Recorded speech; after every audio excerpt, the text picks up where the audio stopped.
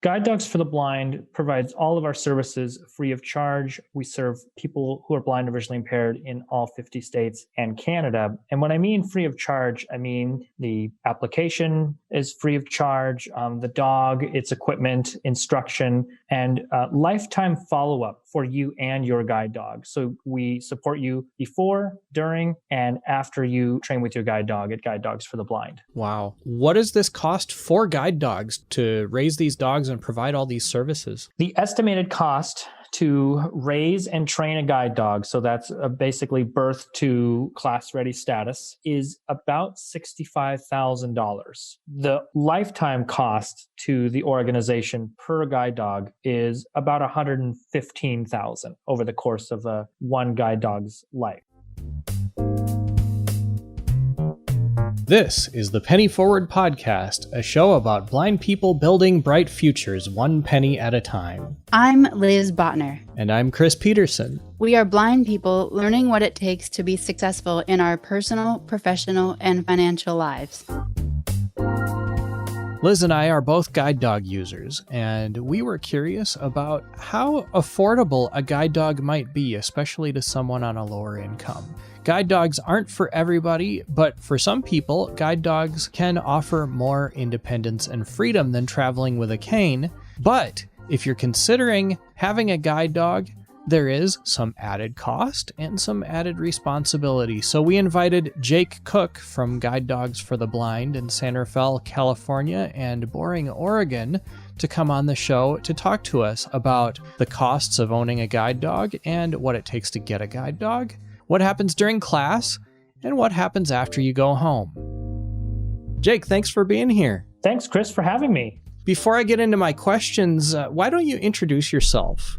Sure. My name is Jake Koch. I'm the Community Outreach Specialist here at Guide Dogs for the Blind. I've been with the organization for 8.5 years, and I currently work at Guide Dogs for the Blind's Oregon campus in a town called Boring, just outside of Portland. I'm visually impaired myself. I have been my entire life, and I'm currently traveling with a 7.5-year-old female black Labrador named Forley, and Forley is my third guide dog. Talk us through what happens when you're applying for a guide dog. Does it cost anything? What's the process like? Yeah, great question, Chris.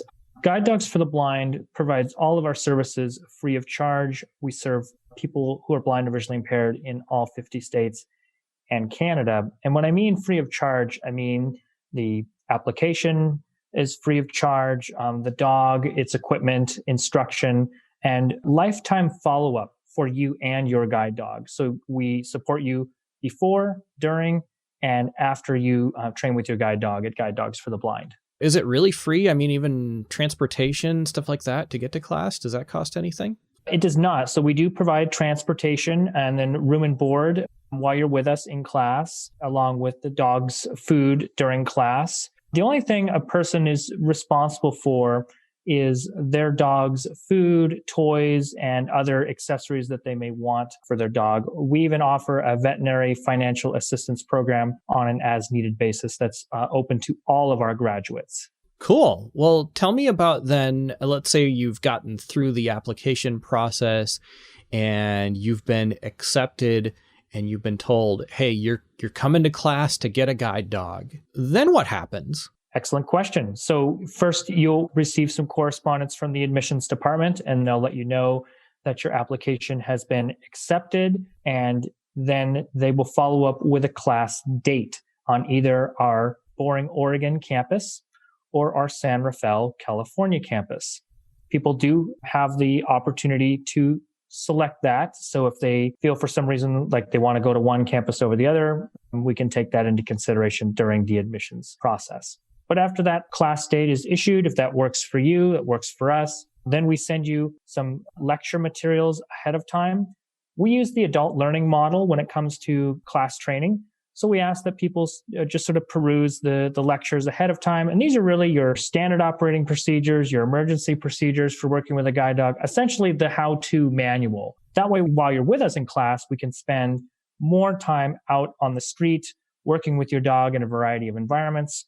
And we don't have to bore you with several hour-long lectures and that sort of thing. So we have all this stuff pre-recorded for people to listen to. And we also have a video on our website called Gearing Up for GDB. So it talks about the physical aspects of coming to class, some stretches and things and exercises that people can do to help mitigate any sort of shin splints or discomfort while you're training with your new guide dog in class, which can be a relatively physical process, as you can imagine, traveling with this new guide dog and walking at a faster pace than you may with a cane. What do I need to bring with? Do I need to buy anything? While you're with us in class, we'll provide all of the necessary equipment for handling your guide dog. So your dog will come with a leash, collar, harness. We'll provide you with a couple of toys to get started, a bed, some food to take home with you. We have a gift shop which sells extra guide dog equipment, bowls, tether cables, tie downs, if you will, extra leashes.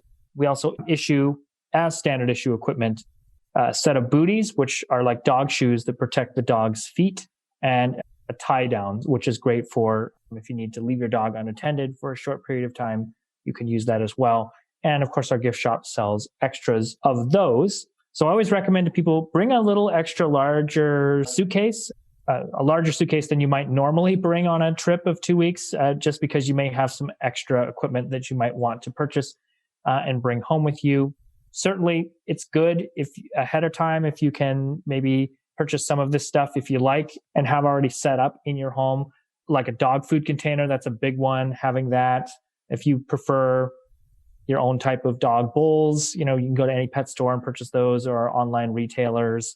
Those are always great things. In terms of the dog's food, we'll tell you what they're eating in class, and you'll have sort of the 2 weeks then while you're in class to order it online, which is always a great option. And then it's just at your doorstep when you arrive, or certainly when you get home, you can make a trip to the pet store. But we always provide you with some food to get started.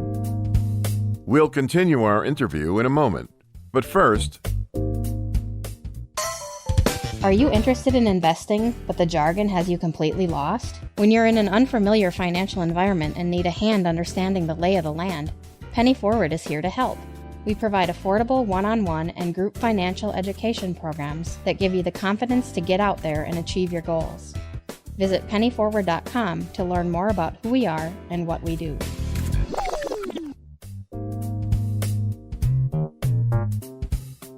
do you have a tip or trick you've discovered that makes managing your finances easier? Tell us about it at 952-856-0313. If you missed that number, you can always find us at pennyforward.com/podcast. So let's talk about class then. What happens during class? What is it like? Guide Dogs for the Blind offers a 2-week in-residence training class. For those students with extenuating circumstances, we also offer an in-home training course. So that's where we bring the dog and the instructor to you, and we would work with you one-on-one in your home for about 10 days. While you're with us in class, we're going to be simulating a lot of the environments that you travel in your home area. During the admissions process, we'll be collecting information about the types of routes that you travel, the types of areas that you go, what kind of an area do you live in, what are your expectations in terms of your dog and travel environment, i.e., do you live in a big city, a small town? Do you need a dog that can transition between both? Do you travel a lot?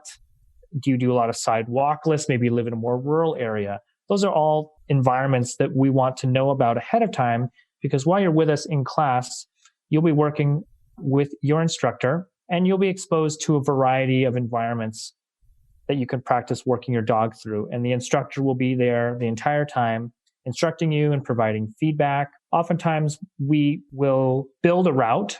So it'll be a pre-established route that will orient you to. And that usually concludes with a destination. So the great thing is we can problem solve in real time. And usually the route might conclude at a coffee shop or ice cream parlor or something like that.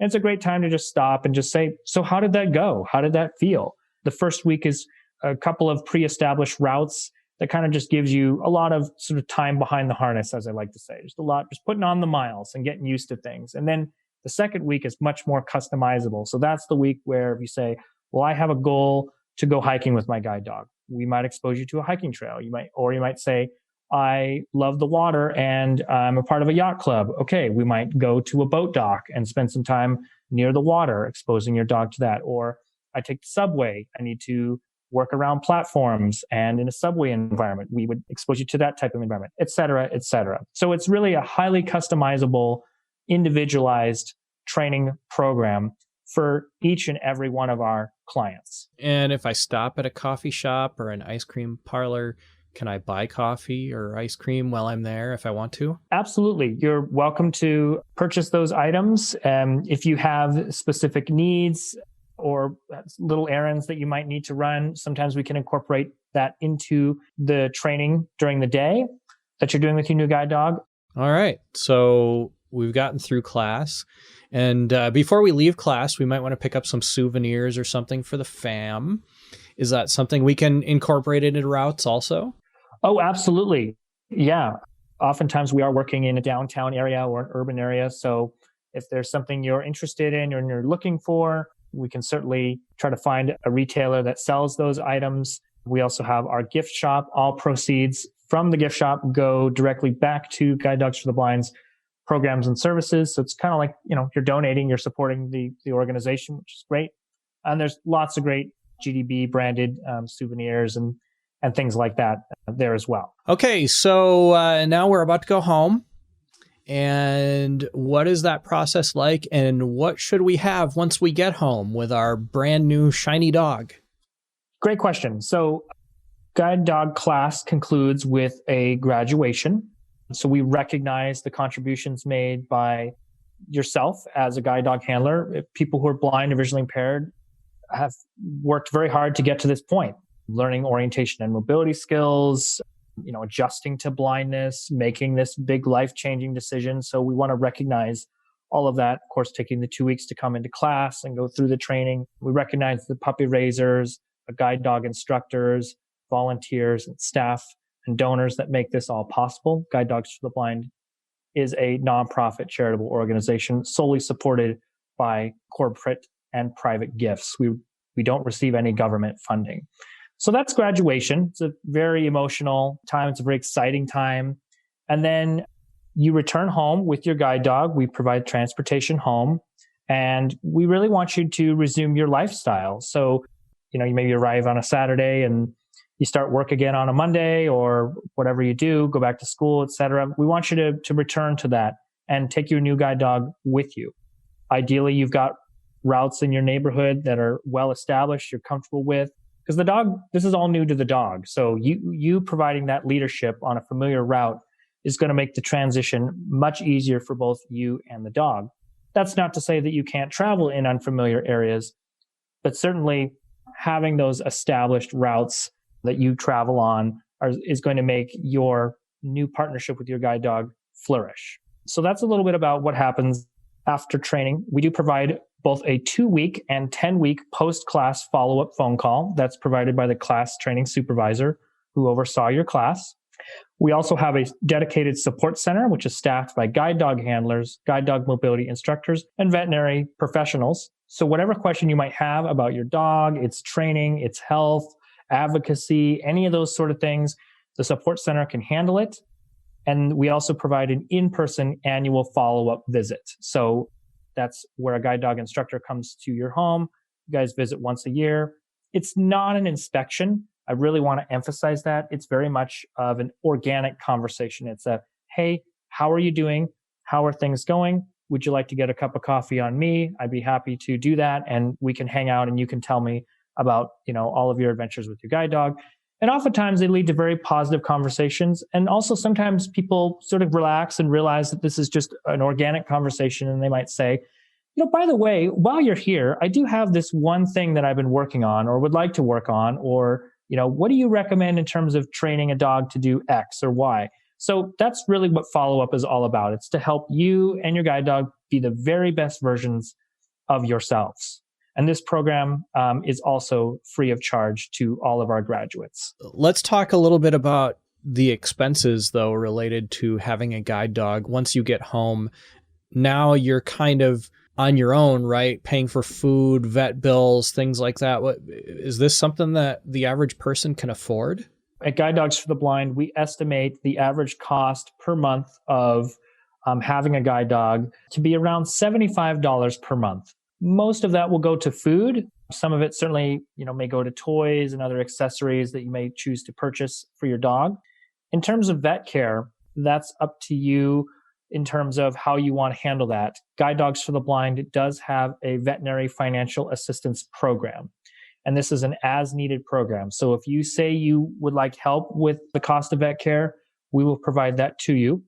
And it's provided in a couple different ways. First of all, we provide an annual stipend for booster vaccines, annual vet visit, things like that. We ask that you take the dog to the vet once a year for an annual checkup. We also provide a lifetime supply of heartworm and flea medication. So that's for the life of the guide dog, even after retirement. We continue providing that. If your dog needs a more serious procedure, maybe a teeth cleaning, a blood drawn, surgery, something along those lines, all you have to do is contact our support center, speak to somebody who in the VFA program or Veterinary Financial Assistance Program, and they can authorize that transaction. Sometimes vet clinics will agree to bill Guide Dogs for the Blind directly. So if you choose to take advantage of the VFA, they'll just bill Guide Dogs directly and you won't sort of have to be the middle person. Other vet clinics say, nope, we want the money up front, so you pay us and then you and Guide Dogs can square up later. So if that happens, then you would simply provide us the receipt and we would reimburse you for the cost of the vet care. We'll continue our interview in a moment, but first...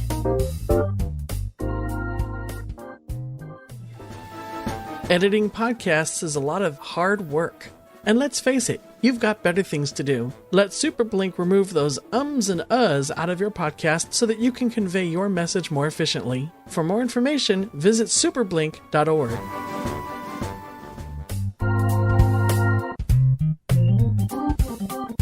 Do you have a short success story you want to share on the air?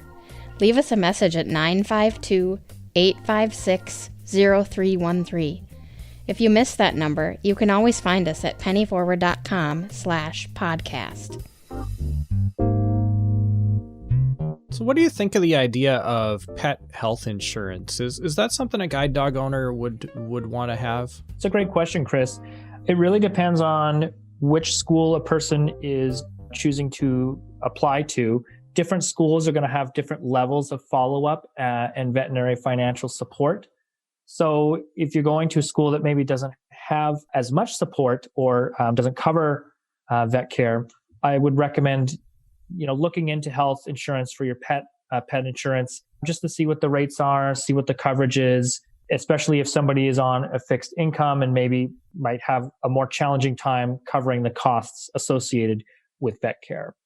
If you're going to a school like Guide Dogs for the Blind, essentially the Veterinary Financial Assistance Program here is like an insurance policy that you don't have to pay for. It's available anytime you need it, and maybe you need it for a while and then you don't need it at all. So it really just depends on the school that an individual is planning to attend. And I would recommend, if you are somebody who's researching guide dog schools, you're thinking about a guide dog, ask about follow-up services, ask about veterinary financial assistance, and see what's out there so before you're going into this what the school is able to provide and what they're not able to provide. And I think that'll make your decision about getting pet insurance a lot easier. Good advice. We know that guide dogs don't last forever.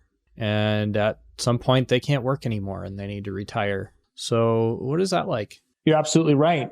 I wish they did last forever. They don't. So, a guide dog average working life of one is about 7 to 9 years. And then the dog would retire. At Guide Dogs for the Blind, you as the guide dog handler get to choose, first and foremost, what happens to the dog. So if you would like to keep the dog as a pet, that's great. Once the dog retires, they do lose all of their service animal credentials and are no longer covered by any of the laws that grant us equal access to all places of public accommodation. So you're welcome to keep the dog for yourself or gift the dog to a family member or friend, someone else you know. And if that's not possible for you, Guide Dogs for the Blind is happy to bring the dogs back. And we have an adoption list full of people who specifically want to adopt an older retired guide. So they always have a home to go to. Again, this is all free of charge. We are happy to help you make this challenging decision. That's a big part of our follow-up program as the dogs get older. We're here to support you. We're not going to tell you. We leave that decision up to you, but we're here to support and to provide guidance and advice in terms of when might be the right time, because it's different for every person and it's different for every dog. And if an older dog that's retired has health issues, does the VFA help with any of those if you decide to keep it? The Veterinary Financial Assistance Program covers a retired guide so long as the dog is placed with the guide dog graduate or an immediate family member. So it does extend even after the dog's service life has ended, which I just think is incredible. All right. So let's then talk a little bit about the thing that everybody hates and never wants to think about, and that is the end of life of your guide dog. Yeah, that's a great question. So it's going to be different for every dog and for every person. People and dogs process this sort of thing differently.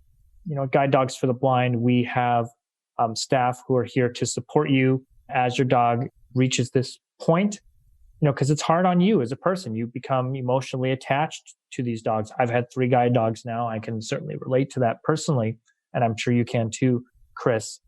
So we're here to support you sort of emotionally and also from a health perspective. When is the right time for a dog to end life? That can be a very tricky question to answer. So at Guide Dogs for the Blind, we have 2 fully functioning vet clinics that serve our guide dogs in training, our puppies, and any local graduates that would like to use our veterinary services. So our staff veterinarians also do a lot of consulting with our graduates across the country and in Canada. So you always have access to a veterinarian here at Guide Dogs for the Blind who can talk you through when might be the appropriate time, along with your local vet. And sometimes, regardless of end of life or not, sometimes it might be a 3-way call where you have yourself, your local vet, and one of the veterinarians from Guide Dogs sort of all working together to come up with a treatment plan, or in this case, end of life plan. If euthanasia is something that you're not able to afford, Guide Dogs for the Blind will cover that. We brought these dogs into the world, and we will help, with end of life as well. So really nose to tail coverage here when it comes to that sort of thing. Wow. Well, with all of the things that Guide Dogs does and that Guide Dogs covers, what does this cost for Guide Dogs to raise these dogs and provide all these services? The estimated cost to raise and train a guide dog, so that's basically birth to class-ready status, is about $65,000. The lifetime cost to the organization per guide dog is about $115,000 over the course of one guide dog's life. So we do rely on the generous support of our donors, both private and corporate, to help support Guide Dogs for the Blind. We don't receive any government funding. And so we do have a very robust fundraising strategy and a lot of long-term planning to make sure that, the program isn't here one day and gone the next. Yeah, and it's been around since the 1940s, right? Correct. We were incorporated in 1942, so we've been at this for almost 80 years. 80 years. That's pretty amazing. I hope you're around for another 80 years. Tell us where people can get more information if they want a guide dog or if they want to support guide dogs. Sure. So the best place to go is guidedogs.com. On our website, we have a whole host of resources about the guide dog lifestyle, including our student application. We also offer a variety of community outreach opportunities so you can learn more about the guide dog lifestyle, including our Path to a Guide Dog lifestyle workshops, and when it's safe to do so, attendance at blindness conventions and blindness organizations around the country. You can also follow us on Facebook, LinkedIn, Twitter, Instagram, YouTube, all those sort of things as well. Or if you'd like to give us a call, we'd be happy to speak with you. Our number, 800-295-4050. Jake, thanks for being here. I appreciate it. Thanks, Chris. It was a pleasure speaking with you today, and look forward to hearing from your listeners. If you enjoy the Penny Forward podcast, please rate, review, and share it with your friends. We're supported by your donations. Please help us to continue producing Penny Forward by following the tip jar link in the show notes or by visiting pennyforward.com. The Penny Forward podcast is produced by Liz Botner and Chris Peterson. Audio editing and post-production is provided by Byron Lee, and transcription is provided by Anne Verdine. Music was composed and performed by Andre Louis, and web hosting is provided by Taylor's Accessibility Services. Penny Forward is a community of blind people building bright futures one penny at a time. Visit pennyforward.com/about to learn more about who we are and what we do. Until next time, for all of us in the Penny Forward community, I'm Chris Peterson. And I'm Liz Botner. Thanks for listening and have a great week.